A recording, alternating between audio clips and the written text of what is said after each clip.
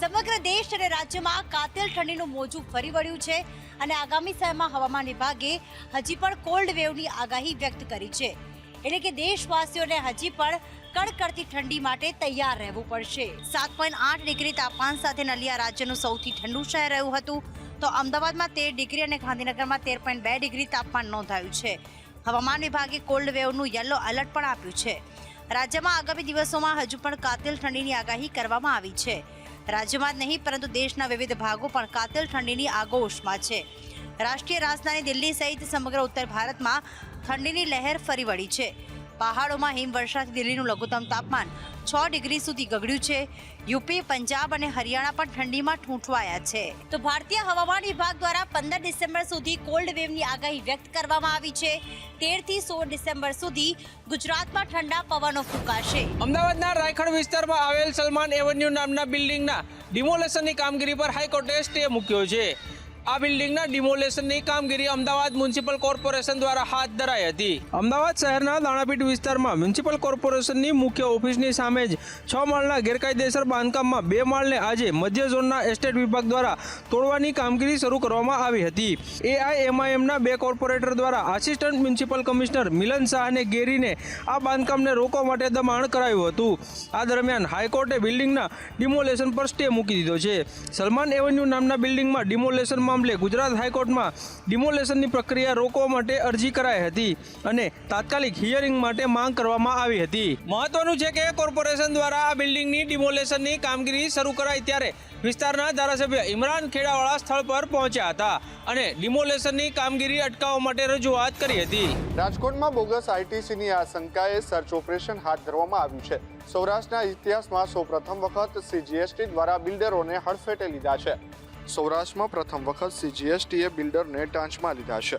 Pride group, fund world group જેવા builder જૂથની corporate ઓફિસો અને સાઇટ પર 6 સ્થળે સીજીએસટી દ્વારા દરોડા પાડવામાં આવ્યા છે. બોગસ આઈટીસીની આશંકાથી સર્ચ કરવામાં આવ્યું હતું, તો આ બિલ્ડર્સની ઓફિસમાં ડિજિટલ ડેટાનું પણ એનાલિસિસ હાથ ધરાઈ રહ્યું છે. બિલ્ડરો દ્વારા કરવામાં આવેલા નાણાકીય વ્યવહારોની ચકાસણી થઈ રહી છે. અમદાવાદથી સેન્ટ્રલ જીસીએસટીની અલગ અલગ ટીમ રાજકોટ આવી પહોંચી હતી અને રાજકોટના નામાંકિત બિલ્ડરને ગ્રુપને ત્યાં દરોડા કામગીરી શરૂ કરી હતી. અમદાવાદની ટીમના દરોડાનું રાજકોટ પ્રિવેન્ટિવના અધિકારીઓ દ્વારા સુપરવિઝન કરાયું છે. મહત્વનું છે કે સીજીએસટીનું સર્ચ પૂર્ણ થયા બાદ મોટા પ્રમાણમાં બેનામી વ્યવહારો સામે આવી તેવી આશંકા વ્યક્ત કરાઈ રહી છે. પાટણમાં નકલી લાલ ચંદન કેસની અંદર આંધ્રપ્રદેશ પોલીસે 3 લોકોની ધરપકડ કરી છે. પાટણ પોલીસે આ લોકો પાસેથી 4.5 ટન જથ્થો ચંદનનો જપ્ત કર્યો છે. આંધ્રપ્રદેશથી ગેરકાયદેસર ચોરી કરીને રક્તચંદનનો જથ્થો પાટણ પાસેના એક ગોડાઉનમાં સંતાડાયો હતો. આંધ્રપ્રદેશની તિરુપતિ રેડ સેન્ડર્સ ટાસ્ક ફોર્સને બાતમીના આધારે પાટણ પહોંચી હતી અને પાટણની એલસીબી અને બાલિસણા પોલીસને સાથે રાખી હાજીપુરાની એક શ્રેય વિલાના ગોડાઉનના નંબર 70માં કરોડોના રક્તચંદનના 150 ટુકડા પકડી પાડ્યા હતા. પકડાયેલા આરોપીઓને પાટણ સુધી ચોરીનું ચંદન વેચાણ કર્યું હોવાનું કબૂલ્યું હતું.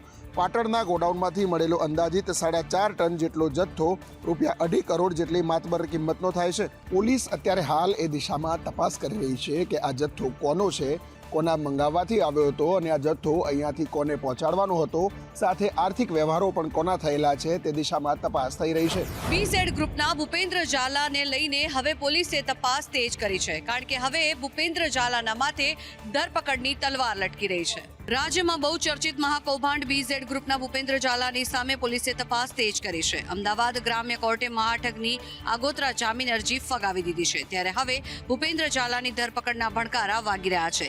બીઝેડ ગ્રુપે 23 બેંક એકાઉન્ટ ખોલાવ્યા હતા, જે પૈકી બીઝેડ ઇન્ટરનેશનલ બ્રોકિંગના નામે 3 બેંક એકાઉન્ટ ખોલવામાં આવ્યા હતા. 2 વર્ષમાં જ ભૂપેન્દ્ર ઝાલાએ 30 થી 35 કરોડની સંપત્તિ ખરીદી હતી. તો પોલીસને પ્રાથમિક તપાસમાં મળ્યા છે 304 કરોડ રૂપિયાના બેનામી નાણાકીય વ્યવહાર. મહાઠગે 11 થી વધુ કંપનીઓ ખોલી હતી. મહત્વનું છે કે આ મહાઠગના કૌભાંડના અનેકો લોકો શિકાર બન્યા છે અને હવે આ મહાઠગના કૌભાંડના તાર રાજકારણ સુધી લંબાયા છે. સરકારી શાળાઓમાં ગુલ્લીબાજ શિક્ષકો સામે શિક્ષણ વિભાગે કાર્યવાહીનું શસ્ત્ર ઉગામ્યું છે. સુરત તેમજ વલસાડમાં આવા શિક્ષકોને સસ્પેન્શન નોટિસ પણ ફટકારવામાં આવી છે. સુરત મહાનગરપાલિકા સંચાલિત શાળાઓના 2 શિક્ષકો છેલ્લા કેટલાય સમયથી શાળાએ હાજર ન રહેતા નોટિસ ફટકારવામાં આવી છે. એક શિક્ષિકા વિદેશમાં છે તો બીજી શિક્ષિકા દિવાળી બાદથી ગેરહાજર છે. બંને શિક્ષકોને નગર પ્રાથમિક શિક્ષણ સમિતિ દ્વારા નોટિસ પાઠવવામાં આવી છે. શાળા નંબર 101ની શિક્ષિકા સીમા રાઠોડ લાંબી રજા બાદ દિવાળી બાદ હાજર થવાના હતા, પરંતુ વારંવાર જાણ કરવા છતાં હાજર થયા નથી, ત્યારે આ શિક્ષિકાને નોટિસ આપવામાં આવી છે.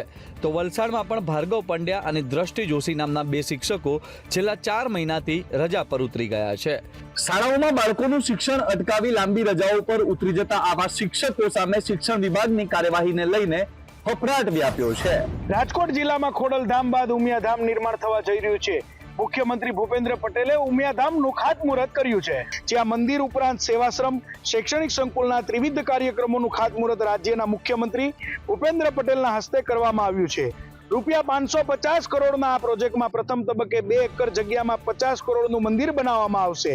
આ માટે જસવંતપુર ગામે ન્યારી નદીના કાંઠે 32 વીઘા જમીનની ખરીદી પણ કરવામાં આવી છે, જ્યારે મંદિરની સામે અન્ય 10 એકર જમીન રાજ્ય સરકાર દ્વારા આપવામાં આવી છે. ઉલ્લેખનીય છે કે માં ઉમિયા માતાજીના આકાર લઈ રહેલા આ મંદિર સંકુલ માટે સિમેન્ટ અને લોખંડના ઉપયોગ વગર મંદિર નિર્માણ કરવામાં આવશે. મંદિરની સાથે શૈક્ષણિક સંકુલ અને સેવાશ્રમ પણ બનાવવામાં આવશે. મંદિર કુલ 2 એકરમાં અને શૈક્ષણિક સંકુલ તેમજ આરોગ્યધામ સેવાશ્રમ 10 એકરમાં આકાર લેશે. વડોદરામાં ભાજપના નવા કાર્યાલયના ઉદ્ઘાટન પહેલા જ વિવાદ સર્જાયો છે. કમલમના વાસ્તુ પૂજનમાં ઉતાવળ કરવાનો વિરોધ કરવામાં આવ્યો છે. ભાજપ સંગઠન દ્વારા દેશ રાજ્યમાં શહેર જિલ્લામાં નવા કાર્યાલય બનાવવાની કામગીરી કરાઈ રહી છે. જિલ્લા ભાજપ કાર્યાલયનું ઉદ્ઘાટન થઈ ચૂક્યું છે. હાલ કારેલી બાગમાં જલારામ મંદિર રોડ પર ભાજપનું નવું કાર્યાલય નિર્માણાધીન છે, જેના ઉદ્ઘાટનની તૈયારી શરૂ કરાઈ છે. શહેર સંગઠને કાર્યાલયને શણગારવા સાથે હોર્ડિંગ્સ લગાવવા સહિતની કામગીરી શરૂ કરી છે, ત્યારે ભાજપ પ્રમુખ સામે વોર્ડ 2ના કાર્યકરે બળાપો કાઢ્યો હતો. ઉલ્લેખનીય છે કે હાલ સંગઠન પર્વ ચાલી રહ્યું છે, ત્યારે ગમે તે સમયે શહેર પ્રમુખ અને માળખું બદલાઈ શકે છે. ત્યારે હાલના શહેર પ્રમુખના કાર્યકાળમાં કાર્યાલયની રિબિન કપાવી જશ લેવા માટે ઉદ્ઘાટન તૈયારી થઈ રહી હોવાનું ચર્ચાઈ રહ્યું છે.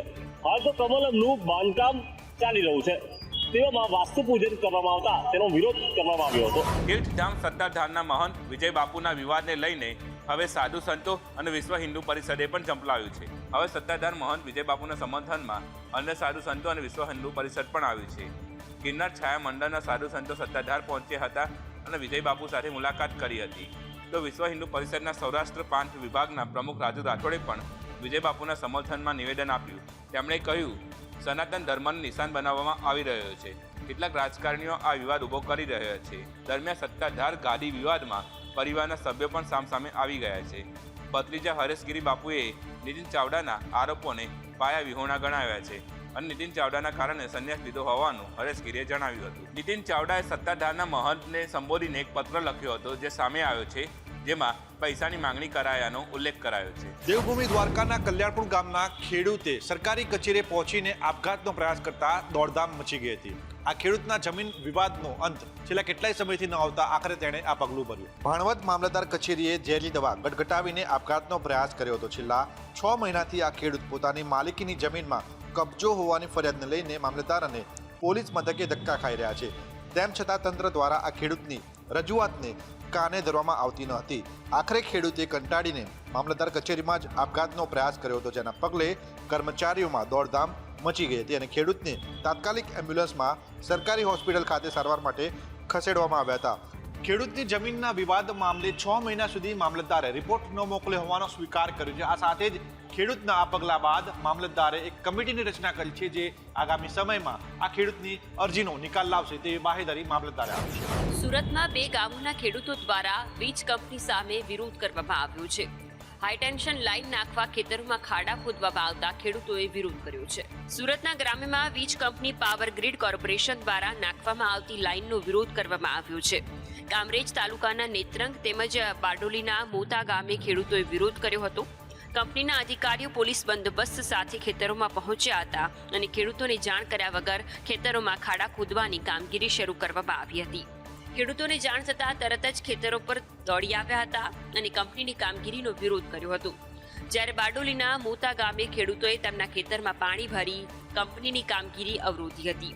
કચ્છના ખાવડાથી લઈને નવસારીના બોરસીવાસી સુધી હાઈટેન્શન લાઈન નાખવાની કામગીરી ચાલી રહી છે, જેના અંતર્ગત ખેતરોમાં ખાડા ખોદીને આ લાઈન નખાઈ રહી છે. ગુજરાત કિસાન કોંગ્રેસ સેલના ચેરમેન પાલ આંબલિયાએ મુખ્યપ્રધાનને પત્ર લખ્યો છે અને સરકારને ટોલ ટેક્સમાંથી થતી આવકમાંથી એક હિસ્સો ખેડૂતોને આપવાની માંગ કરી છે. ગુજરાત કિસાન કોંગ્રેસ ચેરમેન પાલ આંબલિયાએ રાજ્યના મુખ્યમંત્રીને પત્ર લખ્યો છે અને હાઈવે પરના ટોલ બૂથ પરથી કલેક્શન કરવામાં આવતા ટોલ ટેક્સનો એક હિસ્સો ખેડૂતોને મળે તેવી માંગણી કરી છે. આ ઉપરાંત સરકારે નવો નિયમ બનાવીને જમીન આપનાર ખેડૂત પરિવારના તમામ વાહનો તમામ ટોલ બૂથ પર ટેક્સ મુક્ત હોવા જોઈએ. ખેડૂતો પાસેથી રાષ્ટ્ર નિર્માણના નામે જંત્રી ભાવે જમીન લેવામાં આવે છે. જમીન લઈને રોડ બનાવ્યા બાદ ટોલ ટેક્સના નામે ધીકતો ધંધો કરવામાં આવે છે. સરકારે ટોલ ટેક્સના નામે દુકાન જ ખોલવી છે તો ખેડૂતો પાસેથી સસ્તા ભાવે જમીન કેમ લેવામાં આવે છે તેવો પ્રશ્ન પણ પાલ આંબલિયાએ કર્યો હતો. આ સાથે જ પાલ આંબલિયાએ આક્ષેપ લગાવ્યો છે કે સરકાર નિયમ પ્રમાણે જમીન સંપાદનનું વળતર ખેડૂતોને નથી ચૂકવી રહી. ભાવનગર જિલ્લાના સબ રજિસ્ટ્રાર કચેરીના આઉટસોર્સના કામગીરી કરનારા કર્મચારીઓ હડતાલ પર ઉતર્યા છે. તેમનો પગાર ન ચૂકવવામાં આવતા અરજદારોને મુશ્કેલીનો સામનો કરવો પડી રહ્યો છે. જિલ્લાના ઓપરેટરોને તેમના છેલ્લા 4 માસના કરેલા કામો માટે પગારની રકમ ચૂકવવામાં ન આવતા તેઓ પોતાના અધિકારો માટે હડતાલ પર ઉતર્યા છે.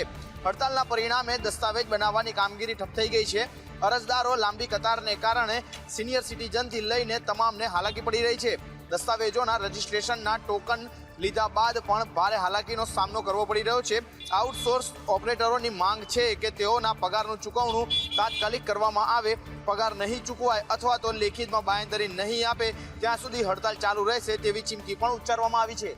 માનદ વેતનમાં કામ કરતા ઓપરેટરોને ઘરનું ગુજરાન ચલાવવું પણ ભારે પડી રહ્યું છે, ત્યારે તાત્કાલિક આ નિવેડો આવે તેવી રજૂઆત કરવામાં આવી છે. વડોદરાના ડભોઈમાં નદીમાં ગેરકાયદેસર રેતીનો મુદ્દો ગરમાયો છે. રેતી ખનન મામલે ભાજપ અને કોંગ્રેસના નેતાઓ આક્ષેપ પ્રતિ આક્ષેપ કરી રહ્યા છે. વડોદરાના ડભોઈ નગરપાલિકાના પ્રમુખ પર ખનીજ માફિયા હોવાના કોંગ્રેસના નેતા દ્વારા આક્ષેપ કરવામાં આવ્યા હતા, જેને લઈને કોંગ્રેસના નેતાનું જૂથ કલેક્ટર કચેરી દોડી ગયું હતું અને આવેદનપત્ર પાઠવીને પાલિકા પ્રમુખ સામે તપાસની માંગણી કરી હતી. જ્યારે આ મામલે હવે ડભોઈ નગરપાલિકાના પ્રમુખ વિરેન શાહે પણ વિપક્ષના કોંગ્રેસના નેતાઓ સામે ગંભીર આક્ષેપ કર્યા છે. તંત્ર દ્વારા ગેરકાયદેસર રેતી ખનન પર દરોડા પાડવામાં આવ્યા હતા, ત્યારે જે 5 ટ્રક જપ્ત કરવામાં આવ્યા હતા તે પૈકી 3 ટ્રક યોગેશ ઠાકોર અને સુભાષ ભોજવાણીના હોવાના આક્ષેપ કર્યા છે.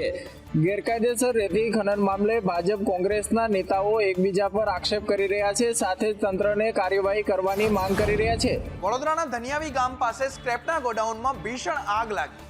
આગ લાગવાને કારણે વેસ્ટ મટીરીયલ બળીને ખાખ થયું, જેમાં ચીખોદરા ગામ પાસે સ્ક્રેપના ગોડાઉનમાં આગ લાગી હોવાના call Vadodara fire and emergency વિભાગની મળતા તાત્કાલિક ઘટના સ્થળે પહોંચી પાણીનો મારો ચલાવ્યો હતો. આગ સ્ક્રેપના ગોડાઉનમાં લાગતા વેસ્ટ મટીરીયલ બળીને ખાખ થઈ ગયો હતો. સ્ક્રેપના ગોડાઉનમાં મોટા ભાગે પૂંઠા અને પ્લાસ્ટિક હોવાથી આગે વિકરાળ સ્વરૂપ ધારણ કર્યું હતું. આ આગના બનાવમાં ફાયર વિભાગની ટીમ 2 કલાકની ભારે જહેમત બાદ આગ પર કાબુ મેળવ્યો હતો. આ સ્ક્રેપ ગોડાઉન માલિક પાસે જરૂરી પુરાવા નહીં હોય તો તેઓની સામે કાર્યવાહી કરવામાં આવશે. હાલમાં અહીંયા પૂંઠા અને પ્લાસ્ટિક હોવાથી આગે વિકરાળ સ્વરૂપ ધારણ કર્યું હતું. ફાયરની 4 ગાડીઓએ મળી આગ પર કાબુ મેળવ્યો હતો. હાલમાં કુલિંગની કામગીરી ચાલી રહી છે. ગોડાઉનમાં આગ લાગતા મોટા પ્રમાણમાં રો મટીરીયલ બળીને ખાખ થયું, ત્યારે ગોડાઉનના માલિક સામે પગલાં લેવાની કાર્યવાહી પણ ચાલી રહી છે. 1 જાન્યુઆરીથી અમદાવાદના રિવરફ્રન્ટ પર ફ્લાવર શોની શરૂઆત થવા જઈ રહી છે. જો કે આ વર્ષે ફ્લાવર શોની ટિકિટમાં વધારો કરવામાં આવતા બુમરાળ ઉઠી છે. અમદાવાદ શહેરમાં ફ્લાવર શો યોજાઈ રહ્યો છે. અમદાવાદ મ્યુનિસિપલ કોર્પોરેશન દ્વારા વર્ષ 2013થી એટલે કે છેલ્લા 11 વર્ષથી ફ્લાવર શોનું આયોજન કરવામાં આવે છે. લોકોનો અભૂતપૂર્વ પ્રતિસાદ મળતા આગામી 1 જાન્યુઆરીથી સાબરમતી રિવરફ્રન્ટના ઇવેન્ટ સેન્ટર ખાતે 12મા ફ્લાવર શોનું આયોજન કરાયું છે. ચાલુ વર્ષે ફ્લાવર શોની ટિકિટના ભાવમાં વધારો ઝીંકાતા લોકોમાંથી બુમરાળ ઉઠી છે. સામાન્ય દિવસોમાં એન્ટ્રી ફીના ચાર્જમાં વધારો કરાયો છે અને ફ્લાવર શોની એન્ટ્રી 50 રૂપિયાથી વધારીને 70 રૂપિયા કરી નાખવામાં આવી છે. તો શનિવાર અને રવિવારે એન્ટ્રી ફી 100 રૂપિયા નિયત કરવામાં આવી છે. તો રિવરફ્રન્ટ પર યોજાતા ફ્લાવર શોને અભૂતપૂર્વ પ્રતિસાદ મળે છે, ત્યારે ગત વર્ષ કરતા ચાલુ વર્ષે ₹20નો ટિકિટમાં વધારો કરવામાં આવ્યો છે.